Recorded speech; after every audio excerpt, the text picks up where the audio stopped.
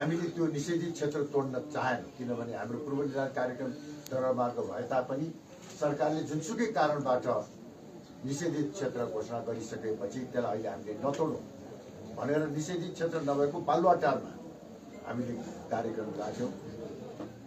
हिजो जुन ठाउँमा हामीले कार्यक्रम गरेको थियौँ त्यही ठाउँमा आज गर्न खोज्यौँ र त्यो निषेधित क्षेत्र पनि थिएन।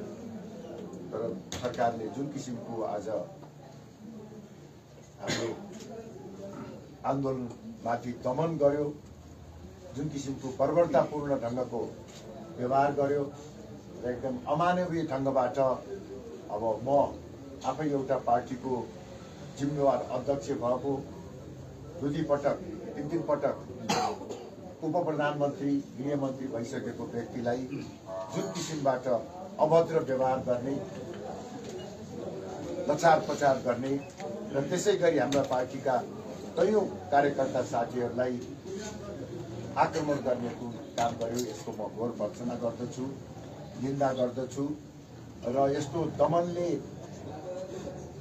हाम्रो आन्दोलन रोकिने पनि होइन। सरकारले जति दमन गर्दै जान्छ स्वाभाविक रूपले आन्दोलनको उचाइ अझ बढ्दै जान्छ र अझ बढी प्रतिबद्धताका साथ हामी आफ्नो लक्ष्य प्राप्तिको निमित्त अगाडि बढ्नेछौँ। मलाई जिल्ला प्रहरी परिषदमा लगेर राखेपछि मलाई भेट्नको निमित्त आउनुभएका राष्ट्रिय प्रजातन्त्र पार्टीका माननीय सांसद दीपक सिंहलाई मसँग भेटिसकेपछि बाहिर जाँदा नियन्त्रणमा लिएर भित्र उहाँलाई पनि राखियो र साथसाथै अन्य पार्टीका